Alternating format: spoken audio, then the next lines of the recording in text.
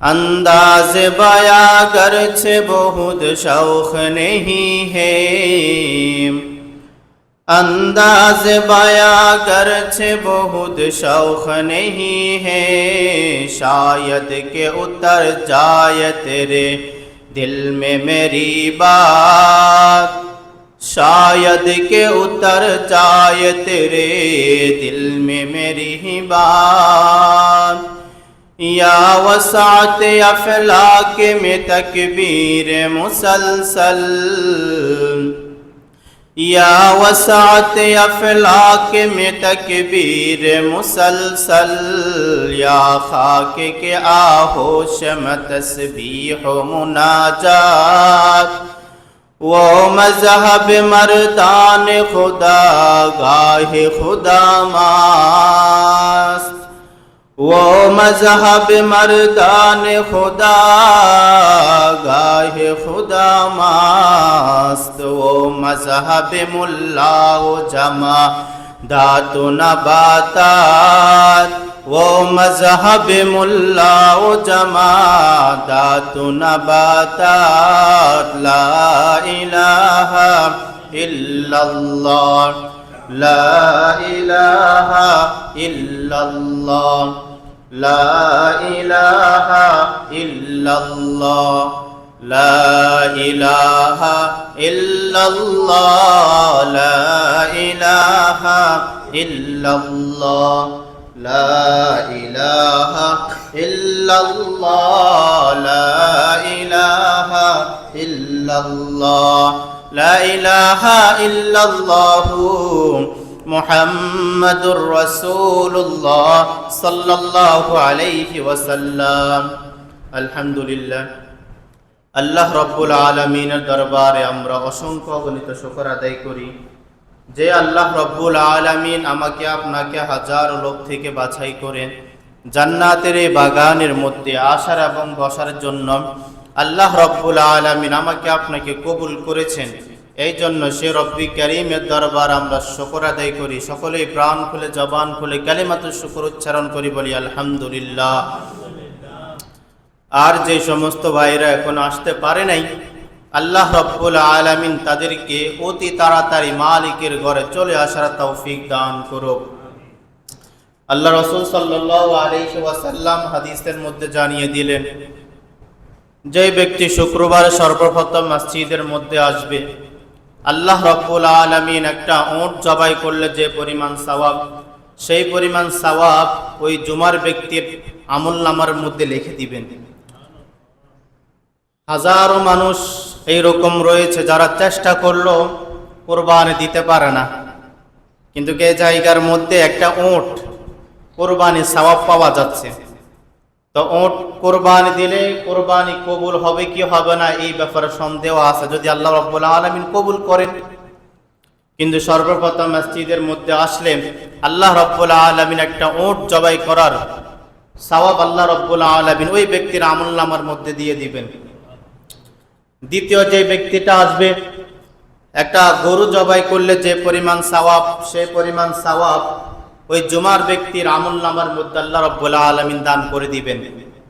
এইরকম করতে করতে আল্লাহ রাব্বুল আলামিন প্রত্যেকটা জুমা ব্যক্তির জন্য আল্লাহ রাব্বুল আলামিন নেক আমল রেখে দিয়েছেন, প্রত্যেকটা ব্যক্তির জন্য। এমন না যে শুধু 2-3 দের জন্য না, যার পরে যে আসবে আল্লাহ রাব্বুল আলামিন তাকে সেই পরিমাণে আমল দিবেন। এটা শুধু শুক্রবারের জন্য স্পেশাল, অন্য কোনো দিনের ক্ষেত্রে কিন্তু না। তো যাই হোক, যারা আমরা আসতে পারলাম আলহামদুলিল্লাহ, আমরা চেষ্টা করবো এরকম প্রতি সপ্তাহে আগে আগে চলে আসার। আর যে সমস্ত ভাইরা এখন আসতে পারে নাই, মাইকের আওয়াজ তাদের কানের মধ্যে যাচ্ছে কিন্তু তারা এখনো ঘরের ভিতরে বসে আছেন, তারা অতি তাড়াতাড়ি মালিকের ঘরে যেন চলে আসতে পারে। দিনে কাজের মধ্যে সবসময় আগ্রহ থাকা, দিনে যে সমস্ত কাজগুলা থাকে, কিন্তু আমরা দিনে কাজের মধ্যে আমরা পিছনে থাকি এবং নেক আমল করার দিক থেকেও আমরা পিছনে থাকি। নেক আমল করব তো সেই ক্ষেত্রে আমরা পিছনে থাকি, করতে মন চায় না। কিন্তু নেক আমল তো আমাদেরকে বেশি বেশি করা দরকার, কারণ আল্লাহ রাব্বুল আলামিন তো আমাদেরকে নেক আমল করার জন্যই আল্লাহ রাব্বুল আলামিন আমাদেরকে দুনিয়ার জমিনের মধ্যে পাঠিয়েছেন। আল্লাহ আয়াতের মধ্যে বলে দিয়েছেন, ওয়ামা খলাকতুল জিন্না ওয়াল ইনসা ইল্লা লিয়াবুদুন। আমি আল্লাহ রাব্বুল আলামিন জিন জাতি বলেন, মানব জাতি বলেন, সবাইকে আমি কেন সৃষ্টি করেছি? ইল্লা লিয়াবুদুন, তারা শুধু আমার ইবাদত করবে, তারা শুধু আমার ইবাদত করবে, অন্য কারো ইবাদত করবে না। তো বুঝা গেল আল্লাহ তো আমাদেরকে আল্লাহর ইবাদত করার জন্য আমাদেরকে পাঠিয়েছেন। তাহলে আমরা আল্লাহর ইবাদত করব। আল্লাহ এটা বলেন নাই যে তুমি সর্বদা শুধু আমার ইবাদত করো, এটা কিন্তু আল্লাহ রাব্বুল আলামিন বলেন নাই। ইবাদত শেষ, তুমি তোমার কাজকর্মের মধ্যে চলে যাও। আবার যখন মুয়াজ্জিন উচ্চারণ করবে আল্লাহু আকবার, আল্লাহু আকবার, দুনিয়ার কেউ বড় না, একমাত্র আমার আল্লাহ বড়। মুয়াজ্জিন তো সদা সর্বদা আমাদেরকে এটাই স্মরণ করিয়ে দেয়, দুনিয়ার কেউ বড় না, একমাত্র আল্লাহই বড়। আল্লাহু আকবার, আল্লাহু আকবার। তো দুনিয়ার কেউ বড় না, একমাত্র আল্লাহ বড়। তো ওই আল্লাহ যখন আমাদেরকে ডাক দিবে তখন তো আমরা মসজিদের মধ্যে চলে আসতে হবে। দুনিয়ার জমিনের মধ্যে নিজাম রয়েছে। নিজামটা কি? যখন কোনো সম্মানিত ব্যক্তি অথবা বাবা অথবা বড় ভাই যখন ছেলেদেরকে ডাক দেয় অথবা ছোট ভাইদেরকে ডাক দেয়, তখন কিন্তু তারা তাদের ডাক শুনে কিন্তু তাদের কাছে চলে আসে। আসে না ভাই? হ্যাঁ, চলে আসে। বড়রা ডাকলে ছোটরা চলে আসে। এটাই দুনিয়ার নিজাম। কিন্তু হ্যাঁ, দুনিয়ার জামিনের মধ্যে এই নিজামটা আমাদেরকে রাখতে হবে যে গোটা দুনিয়ার মালিক হলো আল্লাহ রাব্বুল আলামিন। আল্লাহ রাব্বুল আলামিন যখনই ডাক দিবেন আল্লাহু আকবার, আল্লাহু আকবার, দুনিয়ার কেউ বড় না, একমাত্র আমি আল্লাহ বড়, তখন প্রত্যেকটা কাজ কর্ম বাদ দিয়ে আল্লাহর ঘরের ভিতরে চলে আসতে হবে। ওই যে দুনিয়ার জামিনের মধ্যে নিজাম, বড়রা ডাকলে ছোটরা চলে আসে। বড় মানুষ ডাক দিয়েছে, কেমনে না যায়? তো সব কিছুর বড়ই তো আমার আল্লাহ রাব্বুল আলামিন। আল্লাহ রাব্বুল আলামিন যখন ডাক দিবেন তো আল্লাহ রাব্বুল আলামিনের ডাকে কিন্তু আমাদেরকে সাড়া দিতে হবে। তো যাই হোক, যারা এখনো মসজিদের মধ্যে আসতে পারতেছেন না, রবের আওয়াজ শোনার পরও আসতে পারতেছেন না, আল্লাহ রাব্বুল আলামিন তাদেরকে অতি তাড়াতাড়ি মালিকের ঘরে চলে আসার তৌফিক দান করুক। আল্লাহ রাসূল সাল্লাল্লাহু আলাইহি ওয়াসাল্লাম দ্বীনের দাওয়াত দিতেন। আমি যে সূরাতুল লাহাবটা তেলাওয়াত করেছি, একেবারে প্রসিদ্ধ সূরা সূরাতুল লাহাব। তে সূরা সম্পর্কে কিছু দিক নিদর্শন দিব। এই সূরা সম্পর্কে আল্লাহ রাব্বুল আলামিন আমাদের কি বোঝাচ্ছেন এ সম্পর্কে কিছু আলোচনা করার জন্য চেষ্টা করব। আল্লাহ রাসূল সাল্লাল্লাহু আলাইহি ওয়াসাল্লাম দ্বীনে দাওয়াত দিতেন। তো আল্লাহ রাসূলের অনেক চাচা ছিল। চাচাগুলার মধ্যে একজন চাচা ছিলেন আবু তালেব। আবু তালেব, এই আবু তালেব আবার আল্লাহ রাসূলকে অনেক বেশি মহব্বত করতেন। অন্যান্য চাচাগুলা যে পরিমাণ মহব্বত করতেন না, কিন্তু আবু তালেব আল্লাহ রাসূলকে বেশি মহব্বত করতেন। কিন্তু আবু তালেব ইসলাম গ্রহণ করেন নাই। আবু তালেব ঘোষণা করে দিলেন যে আমার ভাতিজা মুহাম্মদকে কেউ কখনো কিছু বলতে পারবে না, এবং তার গায়ের মধ্যে মক্কার কেউ কোনো ব্যক্তি হাত তুলতে পারবে না, এমন একটা আইন জারি করে দিয়েছে। আবু তালেব যখন দুনিয়া থেকে বিদায় হয়ে চলে যাবেন, মুমূর্ষ অবস্থায় শুয়ে আছেন। তার চতুর্পাশ দিয়ে মক্কার বড় বড় লিডাররা তার ঘেরাও দিয়ে আছেন। আবু জাহেল, উতবা, সাইবা, আবু লাহাব সবাই চতুর্দিক থেকে ঘিরে আছেন। আল্লাহ রাসূল সাল্লাল্লাহু আলাইহি ওয়াসাল্লাম আবু তালেবের মাথার কাছে ছিলেন আর বলতেছিলেন, ও চাচা একটু কালিমাটা পাঠ করেন না। ও চাচা, আপনি জাহান্নামের আগুনের মধ্যে জ্বলবেন, আমি কি করে মুহাম্মদ সইব? ও চাচা একটু কালিমাটা পাঠ করেন না। কিন্তু আবু তালেব কালিমা পাঠ করতে পারলেন না। কেন পারলেন না? মক্কার বড় বড় লিডাররা বলতেছিল, ও আবু তালেব, আপনি কি আপনার বংশ নির্বংশ করে, বংশ পরস্পরকে বাদ দিয়ে আজকে মুহাম্মদের ধর্ম গ্রহণ করে আপনি কবরের মধ্যে যেতে চান? আপনি তো আমাদের মান সম্মান সব কিছু ডুবিয়ে ফেলবেন। আপনি তো আমাদের মান সম্মান সব কিছু ডুবিয়ে ফেলতেছেন। আপনি কি করে ইসলাম গ্রহণ করবেন? এই কথাবার্তা বলার পর আবু তালেব আর ইসলাম গ্রহণ করতে পারে নাই। আল্লাহ রাসূল অনেকবার আবদার করলেন, ও চাচা আপনি লা ইলাহা ইল্লাল্লাহ বলেন, মুহাম্মাদুর রাসূলুল্লাহ বলার প্রয়োজন নাই, এরপরও আমি আপনার জন্য আল্লাহর আদালতের মধ্যে সুপারিশ করব। কিন্তু আবু তালেব ইসলাম গ্রহণ করতে পারলেন না। ইসলাম গ্রহণ করতে পারলেন না। শেষ মুহূর্তে দুনিয়া থেকে বিদায় হয়ে চলে গেলেন। আল্লাহ রাসূল সাল্লাল্লাহু আলাইহি ওয়াসাল্লাম দ্বীনের দাওয়াত দিতেন। প্রকাশ্যে দিতেন না, গোপনে গোপনে দিতেন। গোপনে গোপনে মানে সর্বপ্রথম প্রকাশ্যে দেওয়ার আইনটা আল্লাহ রাব্বুল আলামিন দেন নাই, গোপনে গোপনে কিছু কিছু দিনে দাওয়াত দিতেন। আল্লাহ রাসূল সাল্লাল্লাহু আলাইহি ওয়াসাল্লাম যখন নবুয়ত পাইলেন, নবুয়ত 40 বছর বয়সে নবুয়ত পাইছেন। কয় বছর বয়সে? 40 বছর বয়সে আল্লাহ রাসূল সাল্লাল্লাহু আলাইহি ওয়াসাল্লাম নবুয়ত পাইছেন। নবুয়ত পাওয়ার পরে দেখেন যে আমি যে সূরাতুল লাহাবটা তেলাওয়াত করেছি, তাব্বাত ইয়াদা আবি লাহাবি ওয়া তাব, এই সূরাটা কেমনে নাজিল হয়েছে? নবুয়ত পাওয়ার পরে আল্লাহ রাসূল সাল্লাল্লাহু আলাইহি ওয়াসাল্লাম এবার প্রকাশ্যে দ্বীনে দাওয়াত দিবেন। যখন প্রকাশ্যে দ্বীনে দাওয়াত দিবেন, আল্লাহ রাসূল ঘোষণা করে দিলেন, দ্বীনের নবী, মায়ার নবী, রাহমাতুল লিল আলামিন ঘোষণা করে দিলেন, ওই মক্কার লোকেরা, মদিনার লোকেরা, তোমরা ওই হেরা পর্বত পাহাড়ের উপর মধ্যে যাও। ওই জায়গার মধ্যে আল্লাহ রাসূল সাল্লাল্লাহু আলাইহি ওয়াসাল্লাম পাহাড়ের চূড়ার মধ্যে যখন সবাইকে একসাথে হওয়ার জন্য ঘোষণা দিলেন, সবাই যখন একসাথ হইল, আল্লাহ রাসূল সাল্লাল্লাহু আলাইহি ওয়াসাল্লাম সবাইকে একত্রিত করে বলতেছিলেন, আমি যদি তোমাদেরকে বলি ওই পাহাড়ের পিছন থেকে শত্রুরা তোমাদেরকে আক্রমণ করার জন্য আসতেছে, তোমরা কি বিশ্বাস করবা কিনা? মক্কার তখন সবাই বলতেছিল, ও মুহাম্মদ, তুমি যদি বলো আমরা সবাই বিশ্বাস করব। আবু লাহাব ওই মাজলিসের মধ্যে ছিলেন। আবু লাহাব বলল, ভাতিজা মুহাম্মদ, তুমি যদি বলো ওই পাহাড়ের পিছন থেকে আমাদেরকে শত্রুরা আক্রমণ করার জন্য আসবে, আমরা সবাই বিশ্বাস করব। কারণ মক্কার মধ্যে আল্লাহ রাসূলের উপাধি ছিল আল আমিন। কি উপাধি ছিল ভাই? আল আমিন। আল আমিন মানে সত্যবাদী। কি বাদী ভাই? সত্যবাদী। আল্লাহ রাসূল তার জীবনের মধ্যে কখনো মিথ্যা কথা বলেন নাই, সদা সর্বদা আল্লাহ রাসূল সত্য কথাই বলেছেন। কি বলেছেন ভাই? তাহলে বোঝা গেল দুনিয়ার জমিনের মধ্যে আমরা কখনো মিথ্যা কথা বলবো না, সদা সর্বদা সত্যের উপর অটল থাকবো। কিসের উপর ভাই? কারণ আল্লাহ রাসূল তার জীবনের মধ্যে কখনোই মিথ্যা কথা বলে নাই, সত্য কথাই বলেছেন। এই সত্য কথা বলার কারণে মক্কার লোকেরা আল্লাহ রাসূলকে উপাধি দিয়েছেন আল আমিন। আল আমিন উপাধি দিয়েছেন। আবু লাহাব বলতেছিল, ও ভাতিজা মুহাম্মদ, তুমি যেটাই বলবো আমরা সেইটাই শুনবো, আমরা সেইটাই বিশ্বাস করব। আল্লাহ রাসূলের অন্তরটা খুশি হয়ে গেলেন। আল্লাহ রাসূল এবার চিন্তা করলেন, আমি যদি কালিমার দাওয়াত এখন দিই, মনে হয় সবাই কালিমার দাওয়াত গ্রহণ করবে।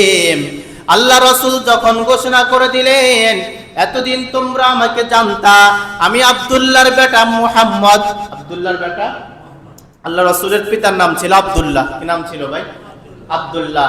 এতদিন তোমরা জানতা আমি আব্দুল্লাহর বেটা মুহাম্মদ, এখন থেকে তোমরা আমাকে আব্দুল্লাহর বেটা মুহাম্মদ বলতে পারবা না, কারণ আমার উপর নবুয়ত এসেছে, আমি আল্লাহর পক্ষ থেকে রাসালাত প্রাপ্ত নবী। আজ থেকে তোমরা আমাকে চিনবা, আমি হলাম মুহাম্মাদুর রাসূলুল্লাহ সাল্লাল্লাহু আলাইহি ওয়াসাল্লাম। আমি তোমাদেরকে কালিমার দাওয়াত দিচ্ছি, তোমরা সবাই মূর্তি পূজা বাদ দিয়ে তোমরা সবাই ইসলাম ধর্মের মধ্যে চলে আসো। আল্লাহ ছাড়া আর কারো ইবাদত করতে পারবা না। আল্লাহ রাসূল যখন ঘোষণা করে দিলেন, আবু লাহাব তখন রাগান্বিত হয়ে গেলেন।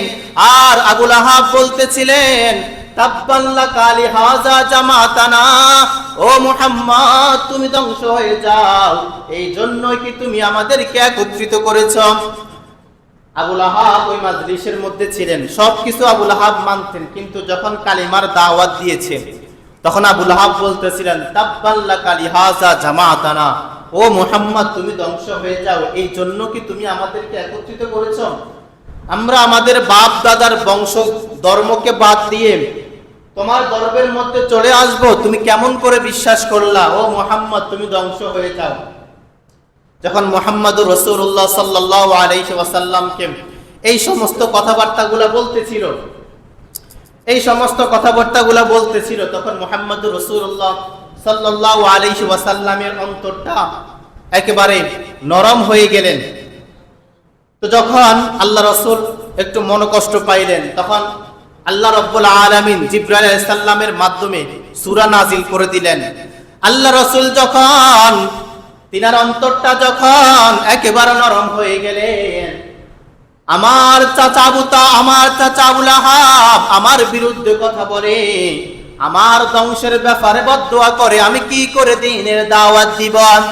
আল্লাহ রাব্বুল আলামিন সাথে সাথে আয়াত নাজিল করে দিলেন, তাব্বাত ইয়াদা আবি লাহাবিন ওয়া তাব। আবু লাহাবের দুই হাত ধ্বংস হয়ে যাক, আবু লাহাব নিজেও ধ্বংস হয়ে যাক। আল্লাহ রাব্বুল আলামিন সাথে সাথে আয়াত নাজিল করে দিলেন। এখান থেকে সূরাতুল লাহাবটা নাজিল হয়েছিল। আল্লাহ রাব্বুল আলামিন আবু লাহাবকে উদ্দেশ্য করে, আবু লাহাবের পুরা বংশকে উদ্দেশ্য করেন আল্লাহ রাব্বুল আলামিন এই সূরাতুল লাহাবটা নাজিল করলেন। আল্লাহ রাব্বুল আলামিন আয়াত নাজিল করে দিলেন, তাব্বাত ইয়াদা আবি লাহাবিন ওয়া তাব। আবু লাহাবের দুই হাত ধ্বংস হয়ে যাক, আবু লাহাব নিজেও ধ্বংস হয়ে যাক, আবু লাহাব নিজেও ধ্বংস হয়ে যাক। আবু লাহাব ধ্বংস হয়ে গিয়েছে, আবু লাহাব এই পরিমাণ ধ্বংস হয়ে গিয়েছে। একেবারে আয়াতের শেষে বলবো কি পরিমাণ আবু লাহাব ধ্বংস হয়েছিল, আল্লাহ রাব্বুল আলামিন কি পরিমাণ তাকে নিকৃষ্ট মৃত্যু দান করেছে আবু লাহাবকে। তো প্রথম আয়াতের মধ্যে আল্লাহ রাব্বুল আলামিন আয়াত নাযিল করে দিলেন, তাব্বাত ইয়াদা আবি লাহাবিন ওয়া তাব। আবু লাহাবের দুই হাত ধ্বংস হয়ে যাক, যে হাত দ্বারা আবু লাহাব আল্লাহ রাসূলকে ইশারা করেছেন, ও মুহাম্মদ তুমি ধ্বংস হয়ে যাক। আল্লাহ পরবর্তী আয়াত নাযিল করে দিলেন, তাব্বাত ইয়াদা আবি লাহাবিন ওয়া তাব। আবু লাহাব ধ্বংস হয়ে যাক, আবু লাহাব যা কিছু আছে সব কিছু ধ্বংস হয়ে যাক। এরপর আল্লাহ রাব্বুল আলামিন আবার আয়াত নাযিল করে দিলেন, মা আগনা আনহু মালুহু ওয়া মা কাসাব। আবু লাহাবের ধন সম্পদ কোনো কাজে আসবে না, এবং আবু লাহাবের ছেলে সন্তানও কোনো কাজে আসবে না, কোনো কাজে। এই আয়াতটা নাজিল করার উদ্দেশ্য কি? এই আয়াতটা নাজিল করার উদ্দেশ্য হলো, মুফাসসির কেরামরা বলেন যে আবু লাহাব আল্লাহ রাসূলকে জানিয়ে দিলেন, ও মুহাম্মদ তুমি যেই ধর্মের কথা বলো যে আমরা যদি ইসলাম ধর্ম গ্রহণ না করি, কিয়ামতের ময়দানে আল্লাহর আদালতের মধ্যে আমাদেরকে দাঁড় করানো হবে, ওই জাহান্নামের আগুনের মধ্যে আমাদেরকে জ্বালানো হবে।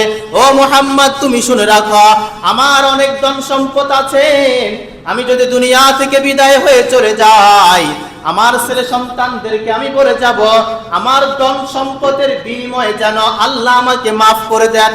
আল্লাহ আমাকে কি করে দেন?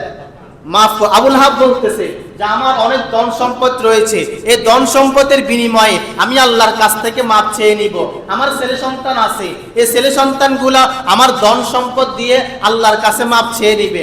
এই কথাবার্তা যখন বলেছিল, তখন আল্লাহ রাব্বুল আলামিন আয়াত নাযিল করে দিলেন, মা আগনা আনহু মালুহু ওয়া মা কাসাব। আবু লাহাবের ধন সম্পদ কোনো কাজে আসবে না। ওয়া মা কাসাব, মুফাসসির কেরামরা বলেন যে কাসাব মানে উদ্দেশ্য হলো তার ছেলে সন্তান, তার ছেলে আবু লাহাবের ছেলে সন্তান। আবু লাহাবের ধন সম্পদ কোনো কাজে আসবে না, আবু লাহাবের ছেলে সন্তানও কোনো কাজে আসবে না। আবু লাহাব যখন দুনিয়া থেকে বিদায় হয়ে চলে যাবে, আবু লাহাবের ধন সম্পদ ছেলে সন্তান কোনো কিছুই কাজে আসবে না। এই আয়াত থেকে আমাদেরকে বোঝার উদ্দেশ্য হলো, দুনিয়ার জমিনের মধ্যে যখন আমাদের দুই চোখটা বন্ধ হয়ে যাবে, আমাদের ধন সম্পদ আমাদের কোনো কাজে আসবে না। দুনিয়ার জমিন থেকে আমরা যখন বিদায় হয়ে চলে যাব, আমাদের ছেলে সন্তান আমাদের কোনো কাজে আসবে না। হ্যাঁ, ছেলে সন্তান কাজে আসবে যদি কোরআন শিক্ষা ছেলে সন্তানকে দেন, কোরআন শিক্ষা ছেলে সন্তানকে দেন। আবু লাহাব আল্লাহ রাসূলকে বললেন যে আমি আমার ধন সম্পদ দিয়ে আল্লাহর কাছে মাপ চেয়ে নিব। আচ্ছা, দুনিয়ার জমিন থেকে কোনো ব্যক্তি যদি মৃত্যুবরণ করে, তার ধন সম্পদ কোনো কাজে আসবে ভাই? কখনোই কোনো কাজে আসবে না। ছেলে সন্তানও কাজে আসবে না। হ্যাঁ, ছেলে সন্তান কাজে আসবে যদি কোরআন শিক্ষা দেন, কোরআন শিক্ষা দেন, তাহলে ছেলে সন্তান কাজে আসবেন। এখন কোরআন শিক্ষার মধ্যে একেবারে মাদ্রাসার মধ্যে পড়তে হবে এমনটা কিন্তু না, এমনটা কিন্তু না। আপনি আপনার ছেলেকে কোরআন শিক্ষা দিলে চলবে, একবারে মাদ্রাসার মধ্যে পড়াইতে হবে। হ্যাঁ, পড়ালে তো আলহামদুলিল্লাহ ভালো, না পড়াইলেও কোরআন শিক্ষাটা দিতে হবে, কোরআন শিক্ষাটা দিতে হবে, তাহলে ছেলে সন্তান কাজে আসবে। ছেলে সন্তান কি আসবে ভাই? কাজে আসবে। তো আবু লাহাবের ব্যাপারে আল্লাহ রাব্বুল আলামিন প্রথম আয়াত নাযিল করে দিলেন, তাব্বাত ইয়াদা আবি লাহাবি ওয়া তাম। আবু লাহাবের দুই হাত ধ্বংস হয়ে যাক, আবু লাহাব নিজেও ধ্বংস হয়ে যাক। এরপরে আয়াত নাযিল করে দিলেন, মা আগনা আনহু মালুহু ওয়া মা কাসাব। আবু লাহাবের ধন সম্পদ ধ্বংস হয়ে যাক এবং আবু লাহাবের ছেলে সন্তানের কোনো কাজে আসবে না। ছেলে সন্তান কি আসবে না ভাই? কোনো কাজে আসবে না। এবার বলতেছেন, সায়াসলা নারান যাতাল হাবি ওয়া ইমরাতুহু হাম্মালাতাল হাতাব। শুধু আবু লাহাব নয়, আবু লাহাবের পুরা পরিবারের জন্য এই সূরাটা আল্লাহ রাব্বুল আলামিন নাযিল করেছেন। আবু লাহাবের স্ত্রী উম্মে জামিল, নাম কি ভাই? উম্মে জামিল। আবু লাহাবের স্ত্রীর নাম কি ছিল? উম্মে জামিল ছিল। এই উম্মে জামিলের ব্যাপারে আল্লাহ রাব্বুল আলামিন আয়াত নাযিল করে দিলেন, সায়াসলা নারান যাতাল হাবি ওয়া ইমরাতুহু হাম্মালাতাল হাতাব। আবু লাহাবের পুরা পরিবারের জন্য আল্লাহ রাব্বুল আলামিন এই সূরাটা নাযিল করে দিলেন। আবু লাহাবের স্ত্রী উম্মে জামিল, সে কি করেছিল? আল্লাহ রাসূলের চলাচলের মধ্যে, যে জায়গার মধ্যে আল্লাহ রাসূল চলাফেরা করে, ওই জায়গার মধ্যে খেজুর গাছের কাঁটা উম্মে জামিল রাস্তার মধ্যে ছিটিয়ে রাখতো। কিসের কাঁটা ভাই? খেজুর গাছের কাঁটাগুলো উম্মে জামিল রাস্তার মধ্যে ছিটিয়ে রাখতো, রাস্তার মধ্যে ছিটিয়ে রাখতো। উম্মে জামিল কি করলো? বড় বড় পাথর নিয়ে আল্লাহ রাসূল সাল্লাল্লাহু আলাইহি ওয়াসাল্লামকে মারার উদ্দেশ্যে রওনা হয়েছিল। আল্লাহ রাসূল মক্কার মধ্যে বসে বসে, বাইতুল্লাহর মধ্যে বসে বসে কোরআন কারীম তেলাওয়াত করতেছিল। আবু বকর আল্লাহ রাসূলের পাশেই বসা ছিল। উম্মে জামিল হাতের মধ্যে পাথর নিয়ে আল্লাহ রাসূলকে মারার জন্য আসতেছিল। আবু বকর যখন দেখতেছিল আর বলতেছিল, পয়গম্বর, আপনার চাচি উম্মে জামিল আপনাকে মারার জন্য আসতেছিল। মুহাম্মাদুর রাসূলুল্লাহ সাল্লাল্লাহু আলাইহি ওয়াসাল্লাম বললেন, ও আবু বকর, তুমি চিন্তা করো না, আল্লাহ আমাকে হেফাজত করবেন। উম্মে জামিল যখন বাইতুল্লাহর সামনে চলে আসলো আর আবু বকরকে বলতেছিল, ও আবু বকর, তোমার বন্ধু মুহাম্মদ কোথায়? অথচ কিন্তু আবু বকরের পাশে আল্লাহ রাসূল বসা ছিলেন, কোরআন কারীম তেলাওয়াত করতেছিলেন। উম্মে জামিল বলতেছিল, ও আবু বকর, তোমার বন্ধু মুহাম্মদ কোথায়? মুহাম্মাদের ভাগ্য ভালো, আজকে যদি আমি মুহাম্মদকে পাইতাম, এই পাথরের আঘাতের মাধ্যমে আমি মুহাম্মদকে হত্যা করে ফেলতাম। উম্মে জামিল এই কথা বলে চলে গেল। আবু বকর মুহাম্মাদুর রাসূলুল্লাহ সাল্লাল্লাহু আলাইহি ওয়াসাল্লামকে বললেন, আমি আপনাকে দেখতে পাইলাম, কিন্তু উম্মে জামিল কেন আপনাকে দেখতে পাইল না?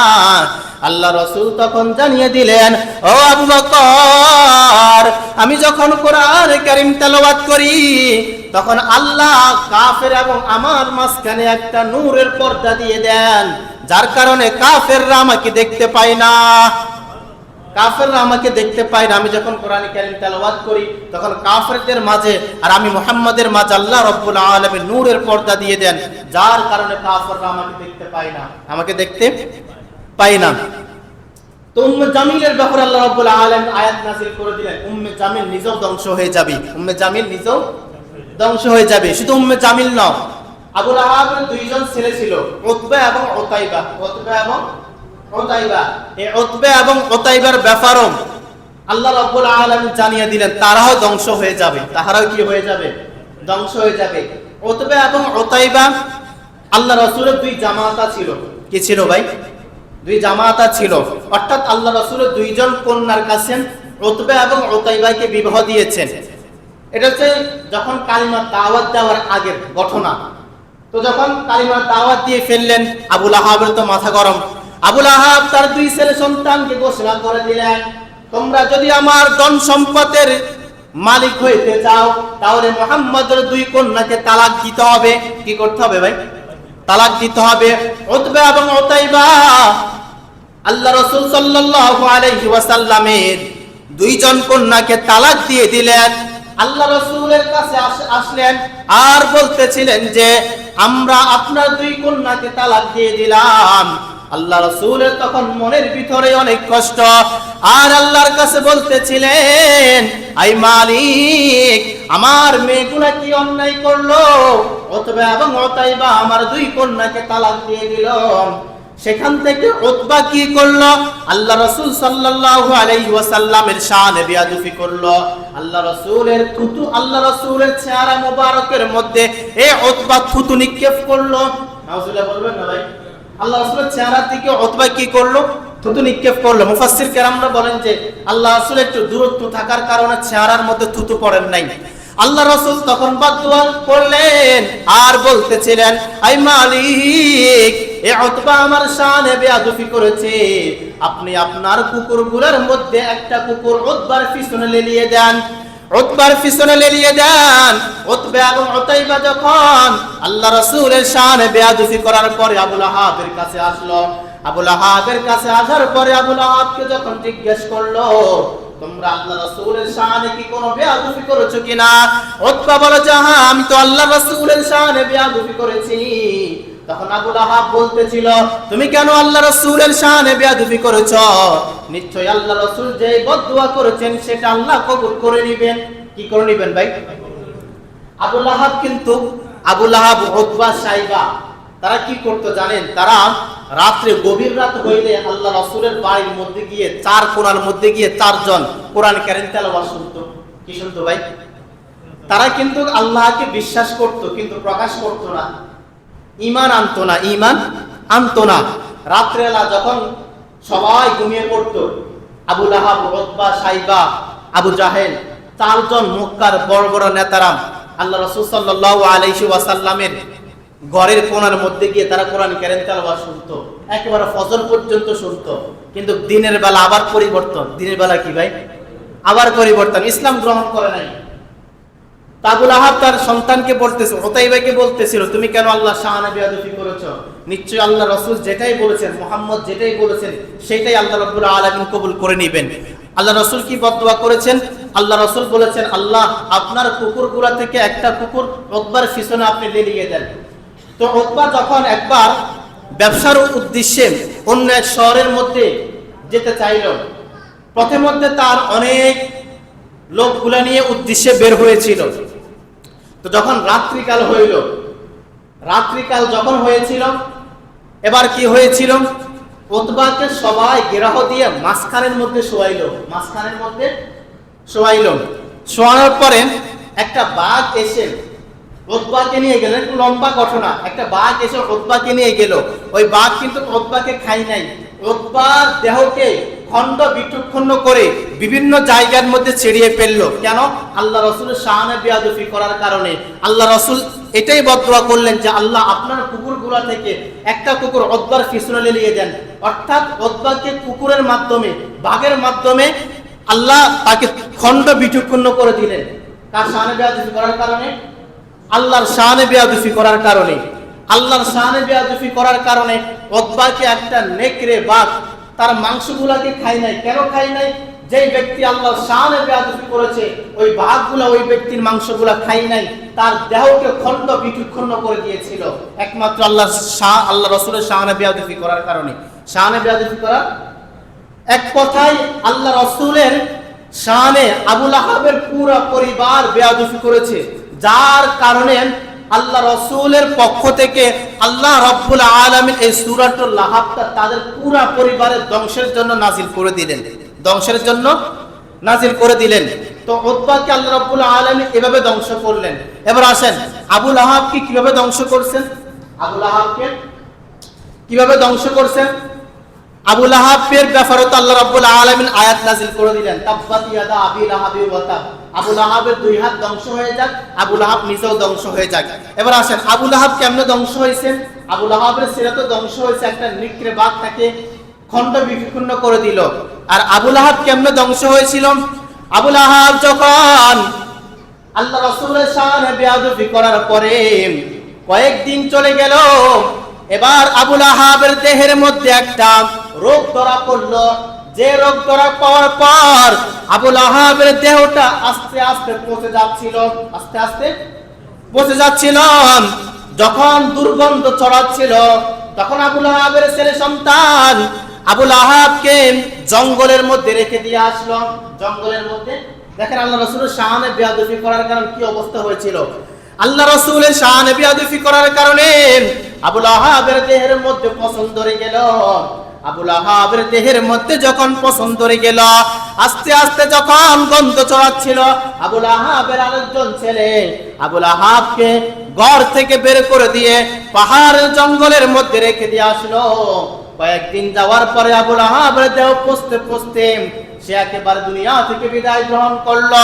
বিদায় গ্রহণ করার পর আবু লাহাবের গন্ধটা মক্কার চতুর্দিকে যখন পৌঁছে গেল, মক্কার লোকেরা তখন আবু লাহাবের ছেলে সন্তানকে বলল, তোমার বাবাকে আবু লাহাবকে তাড়াতাড়ি দাফন করো, না হলে মক্কার লোকেরা তোমাদেরকে মক্কা থেকে বের করে দিবে, মক্কা থেকে বের করে দিবে। আবু লাহাবের ছেলে সন্তানকে মক্কার লোকেরা বলে দিল, তোমার বাবাকে আবু লাহাবকে তাড়াতাড়ি দাফন করো, না হলে কিন্তু মক্কার সমস্ত ব্যক্তিগুলা তোমাদেরকে মক্কা থেকে বের করে দিবে। এরপর আবু লাহাবের ছেলে সন্তান যারা ছিল আবু লাহাবকে গর্তের মধ্যে দাফন করে দিল। কিসের কারণে? আল্লাহ রাসূলের শানে বেয়াদবি করার কারণে। কিসের কারণে অবস্থা হয়েছিল ভাই? আল্লাহ রাসূলের শানে বেয়াদবি করার কারণে। এর মূল সূরাটা সূরাতুল লাহাবটা আল্লাহ রাব্বুল আলামিন এই জন্য নাযিল করলেন যে আবু লাহাবের পরিবাররা আল্লাহ রাসূলের শানে বেয়াদবি করার কারণে তাদেরকে আল্লাহ রাব্বুল আলামিন এই পরিমাণ শাস্তি দিয়েছেন। এখন আসেন এই সূরা থেকে বর্তমানে আমাদেরকে কি শিক্ষণীয়? এই সূরা থেকে আমরা এই শিক্ষা নিতে পারি যে দুনিয়ার জমিনের মধ্যে যদি কোনো ব্যক্তি আল্লাহ রাসূলের শানে বেয়াদবি করে, তাদেরকে আল্লাহ রাব্বুল আলামিন দুনিয়ার জমিনের মধ্যে এরকম ধ্বংস করে দিবেন, ঠিক না ভাই? যারা আল্লাহ রাসূলের শানে বেয়াদবি করবে তাদেরকে আল্লাহ রাব্বুল আলামিন দুনিয়ার জমিনের মধ্যে থেকে নিকৃষ্ট অবস্থার মধ্যে মৃত্যুবরণ করবে। এই যে গত কয়েকদিন আগে ভারতের মধ্যে একজন ব্যক্তি আল্লাহ রাসূলের শানে বেয়াদবি করেছে না ভাই? হ্যাঁ, ভারতের এক কুখ্যাত নাস্তিক মুরতাদ আল্লাহ রাসূলের শানে বেয়াদবি করেছেন, আল্লাহ রাসূলের ইজ্জতের উপর নিয়ে কথা বলেন। তো যাহারাই আল্লাহ রাসূলের শানে বেয়াদবি করে, যাহারাই আল্লাহ রাসূলের ইজ্জতের উপর কথা বলে, আল্লাহ রাব্বুল আলামিন তাদেরকে দুনিয়ার জমিন থাকতে তাদেরকে ধ্বংস করে দিবেন, ঠিক না ভাই? ওই ব্যক্তিগুলা ভারতের মধ্যে থেকে থেকে আল্লাহ রাসূলের শানে বেয়াদবি করে, আর বাংলাদেশের মধ্যে ওই ধর্মগুলা দুর্গা পূজা উদযাপন করে। ওই দুর্গা পূজার মধ্যে আমাদের মুসলমান ছেলে সন্তান যায় কি যায় না? যায় না ভাই? যে ধর্মের লোকেরা আমাদের রাসূলের শানে বেয়াদবি করে, আর আমরা মুসলমানের ছেলে সন্তান হইয়া তাদের ধর্মের মধ্যে কেমনে যাই? এটা আমাদের লজ্জা থাকার দরকার না ভাই? অবশ্যই লজ্জা থাকার দরকার। মাঝে মধ্যে তো এই স্লোগান দেয় যে ধর্ম যার যার উৎসব সবার, এরকম স্লোগান চলতো না আগে ভাই? হ্যাঁ, এটা কি আমাদের মুসলমানদের জন্য শোভা পায় ভাই? কখনো তো পাওয়া যায় না। হ্যাঁ, বাংলাদেশের মধ্যে যদি কোরআনী হুকুম যদি বাস্তবায়ন হয়, তাহলে কোন নাস্তিক কিন্তু আল্লাহ রাসূলের শানে বেয়াদবি করতে পারবে না, ঠিক না ভাই? হ্যাঁ, এমনও রাষ্ট্র রয়েছে যে রাষ্ট্রগুলোর মধ্যে যদি আল্লাহ রাসূলের শানে বেয়াদবি করা হয়, একেবারে আইন জারি করে দেওয়া হয়েছে, তার একমাত্র শাস্তি হচ্ছে মৃত্যুদণ্ড। একমাত্র শাস্তি কি ভাই? মৃত্যুদণ্ড। তো বাংলাদেশের মধ্যেও যদি কোরআনী হুকুম বাস্তবায়ন হয়, কোরআনী শাসন চলে আসে, তো কোন নাস্তিক আল্লাহ রাসূলের শানে বেয়াদবি করার সুযোগ পাবে না। পাবে ভাই? কখনোই পাবে না। আর আল্লাহ রাব্বুল আলামিন এই আয়াতগুলোর মধ্যে সূরাতুল লাহাবের মধ্যে এটাই জানিয়ে দিলেন, যারা আমাদের রাসূলের শানে বেয়াদবি করবে, আমি আল্লাহ রাব্বুল আলামিন তাকে নিকৃষ্ট অবস্থা দুনিয়া থেকে মৃত্যুবরণ করব। নিকৃষ্ট অবস্থা দুনিয়া থেকে মৃত্যুবরণ করব। আই রব্বি কারীম, যারা আল্লাহ রাসূলের শানে বেয়াদবি করে আপনি তাদেরকে ধ্বংস করে দেন, ধ্বংস করে দেন। তাহলে আল্লাহ রাসূলের শানে কখনো বেয়াদবি করা যাবে না। যাবে ভাই? কখনো বেয়াদবি করা যাবে না। যে রাসূলকে আল্লাহ রাব্বুল আলামিন গোটা দুনিয়ার মানুষের জন্য রহমত হিসেবে নাজিল করেছেন, ঠিক না ভাই? রহমত হিসেবে নাজিল করেছেন। ওয়া মা আরসালনাকা ইল্লা রাহমাতাল লিল আলামিন। এই নবীকে আল্লাহ রাব্বুল আলামিন আমাদের জন্য রহমত হিসেবে নাজিল করেছেন, রহমত হিসেবে নাজিল করেছেন। এই নবীকে দেখেন, একটা খেজুর গাছ দেখেন, আল্লাহ রাসূল সাল্লাল্লাহু আলাইহি ওয়াসাল্লাম আগে যখন জুমা চালু হয়েছে তৎকালীন জামানার মধ্যে, তখন একটা খেজুর গাছের মধ্যে খুতবা দিতেন। কিসের মধ্যে? খেজুর। দেখেন এই আল্লাহ রাসূল কি পরিমাণ রহমান, খেজুর গাছের মধ্যে খুতবা দিতেন। তো সাহাবীরা আমরা বলতেছিলেন যে আর কতকাল খেজুর গাছের মধ্যে দাঁড়িয়ে খুতবা দিবেন, এবার আমরা একটা মিম্বার তৈরি করি। তো একটা মিম্বার তৈরি করলেন। মিম্বার তৈরি, কাঠের মিম্বার। কিসের মিম্বার? কাঠের মিম্বার তৈরি করলেন। তো কাঠের মিম্বার তৈরি করার পরে এবার আল্লাহ রাসূল পরে জুমার মধ্যে কাঠের মিম্বারের মধ্যে খুতবা দিচ্ছেন। খুতবা দেওয়ার পরে দেখলেন যে আল্লাহ রাসূল কান্নার আওয়াজ শুনতে পাইলেন, কান্নার আওয়াজ শুনতে পাইলেন। আল্লাহ রাসূল তখন মিম্বার থেকে নেমে গেলেন, মিম্বার থেকে নেমে গেলেন। নেমে যাওয়ার পরে ওই খেজুর গাছের সামনে আসলেন, দেখলেন যে খেজুর গাছটা কান্না করতেছে। কি করতেছে? খেজুর গাছটা কান্না করতেছে। খেজুর গাছের থেকে পানি বের হচ্ছে, কান্না করতেছে। আল্লাহ রাসূল বুঝতে পারলেন। আল্লাহ রাসূল খেজুর গাছের সাথে কথোপকথন করলেন। কি বলতেছিলেন? যে আপনি রহমাতুল লিল আলামিন, আমি খেজুর গাছের উপর খুতবা দিতেন, কিন্তু আর আপনি আমার উপর উঠে খুতবা দিবেন না, যার কারণে আমার অন্তরের মধ্যে অনেক ব্যথা, যার কারণে আমার অন্তরের মধ্যে অনেক ব্যথা। আল্লাহ রাসূল সাথে সাথে ওই খুতবা থেকে, ওই মিম্বার থেকে, নতুন মিম্বার থেকে নেমে গিয়ে এই খেজুর গাছের মধ্যে আবার দাঁড়িয়ে তাকে একেবারে জড়িয়ে ধরলেন। জড়িয়ে দেওয়ার পরে এরপরে খেজুর গাছের কান্না বন্ধ হলো। খেজুর গাছের কান্না বন্ধ হলো। যখন খেজুর গাছের কান্না বন্ধ হলো, আল্লাহ রাসূল তাকে দুইটা কথা বললেন। কি বললেন? যে তুমি কি দুনিয়ার জামিনের মধ্যে একটা খেজুর গাছ হিসেবে থাকতে চাও, নাকি জান্নাতের মধ্যে জান্নাতি বফন হিসেবে গাছ হিসেবে থাকতে চাও? আল্লাহ রাসূল যখন এই ঘোষণা করলেন, তখন এই খেজুর গাছ তখন বলতেছিল যে আমি জান্নাতের মধ্যে একটা খেজুর গাছ হিসেবে, গাছ হিসেবে আমি থাকতে চাই। তখন সাথে সাথে ওই খেজুর গাছ জান্নাতের মধ্যে চলে গেল। এই জন্য বলা হয়েছে দুনিয়ার জামিনের মধ্যে কেউ যখন জান্নাতের সুসংবাদ পেয়ে থাকে, তো এক নম্বর ওই খেজুর গাছ পেয়েছিল। কি গাছ পেয়েছিল? খেজুর গাছ পেয়েছিল। দেখেন, রহমাতুল লিল আলামিনের ছোঁয়ার বদৌলতে খেজুর গাছ হয়ে গেল জান্নাতের মালিক। কিসের মালিক? জান্নাতের মালিক। তো ওই নবীর উম্মত আমরা, ওই নবীর উম্মত।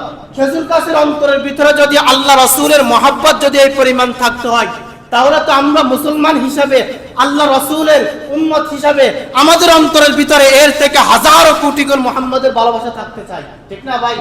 হযরত ওমর ফারুক রাদিয়াল্লাহু তাআলা আল্লাহ রাসূলের সাথে হাঁটতেছিলেন, হাতে হাত ধরে হাঁটতেছিলেন। তো আল্লাহ রাসূলকে ওমর বলতেছিলেন যে আমি আপনাকে আমার মা বাবা থেকে বেশি মহব্বত করি, তবে আমার জান থেকে বেশি মহব্বত করি না। তখন আল্লাহ রাসূল ঘোষণা করে দিলেন, ও ওমর, কোন ব্যক্তি যদি আমি মুহাম্মদকে যদি তার জীবনের থেকেও যদি বেশি মহব্বত না করে, তো ওই ব্যক্তি নিজেকে কখনো প্রকৃত মুসলমান বলে দাবি করতে পারবে না। কি করতে পারবে না? দাবি করতে পারবে না। তাহলে বুঝে গেল যে আমাদের মা বাবা সব কিছু থেকে আল্লাহ রাসূলকে বেশি মহব্বত করতে হবে। ঠিক না ভাই? আর যারা আল্লাহ রাসূলের শানে বেয়াদবি করবে, তাদের একমাত্র আইন হচ্ছে মৃত্যুদণ্ড। কি দণ্ড ভাই? হ্যাঁ, যদি কোরআনী হুকুম বাস্তবায়ন হয়ে যায় বাংলাদেশের মধ্যে, দেখবেন এই আইনটা জারি হয়ে যাবে। যারাই আল্লাহ রাসূলের শানে বেয়াদবি করবে, তাদের একমাত্র আইন হয়ে যায় মৃত্যুদণ্ড। আল্লাহ রাব্বুল আলামিন কোরআনী শাসন আমাদের দেশের মধ্যে বাস্তবায়ন করে দেয়। এই পর্যন্ত যে কথাবার্তাগুলো বললাম, আল্লাহ রাব্বুল আলামিন আমাকে আপনাকে বুঝার এবং আমল করার তৌফিক দান করুক।